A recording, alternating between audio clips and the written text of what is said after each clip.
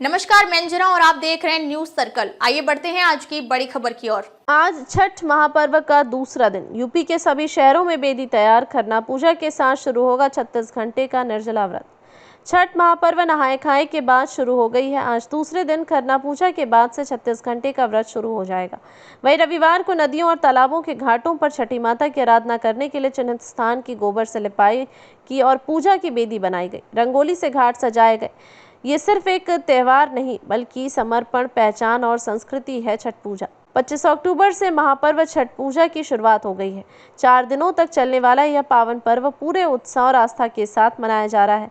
छठ पूजा सूर्यदेव भगवान भास्कर और उनकी बहन छठी मैया उषा देवी की उपासना के लिए की जाती है। सूर्य जीवन, ऊर्जा और स्वास्थ्य के प्रतीक है, जबकि छठी मैया संतान, समृद्धि और कल्याण की देवी मानी जाती है। 4 दिनों तक चलने वाले इस पर्व में न पंडित होते हैं और न मंत्र। इसमें डूबते और उगते दोनों सूर्य को प्रणाम किया जाता है। गरीब हो या अमीर, अगड़ा हो या पिछड़ा, यह पर्व हमें सबको बराबर का बना देता है। सब एक ही घाट और तालाब किनारे सटकर सूर्य को अर्घ देते हैं। तब ना कोई छोटा होता है ना बड़ा। प्रसाद बिना भेदभाव के सब एक दूसरे का खाते और खिलाते हैं। प्रसाद में वो सब होता है जिसका सीजन अभी है, जो सबको ईजिली मिल जाता है, जैसे ठेकुआ, केला, संघाड़ा, नाशपाती, सेब, डाब, नींबू, शरीफा, शकरकंद, सूतली, मूली, अदरक और हल्दी का हरा पौधा। आस्था ऐसी कि बिना बोले हर कोई जो मिला वही काम करता है। कोई सड़क पर झाड़ू लगा रहा है तो कोई घाट की सफाई, कोई रंगाई पोताई। पहला दिन नहाए खाए, जिसमें घर की सफाई, फिर स्नान और शाकाहारी भोजन से व्रत की शुरुआत होती है। दूसरा दिन व्रती दिन भर उपवास रखने के बाद शाम को भोजन करते हैं। इसे खरना कहा जाता है। तीसरा दिन छठ का प्रसाद बनाता है। प्रसाद में ठेकुआ, चावल के लड्डू और चढ़ावे के रूप में फल आदि होता है। शाम को बांस की टोकरी में अर्घ का सूप सजाया जाता है और तालाब या नदी किनारे डूबते सूर्य को अर्घ दिया जाता है। चौथा दिन कार्तिक शुक्ल सप्तमी को उगते सूर्य को अर्घ दिया जाता है। व्रतधारी दोबारा वहीं जाते हैं जहां शाम को अर्घ दिया था।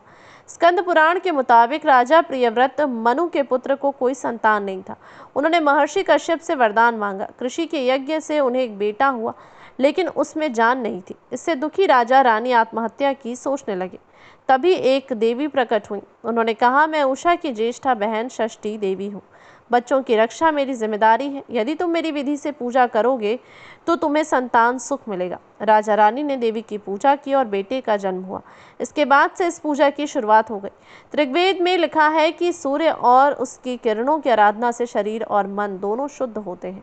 मोदी सरकार ने छठ को यूनेस्को की अमूर्त सांस्कृतिक धरोहर सूची में शामिल कराने की पहल की है। अब तक के लिए बस इतना ही। फिर मिलते हैं एक ऐसे ही बड़ी खबर के साथ। तब तक के लिए नमस्कार और देखते रहिए न्यूज सर्कल। अगर आपको वीडियो पसंद आई हो तो लाइक करें व शेयर करें। ऐसे लेटेस्ट अपडेट पाने के लिए बेल आइकन प्रेस करना ना भूलें। अगर आप हमें फेसबुक या फिर इंस्टा के माध्यम से देख रहे हैं तो हमारे पेज को फॉलो जरूर करें। धन्यवाद।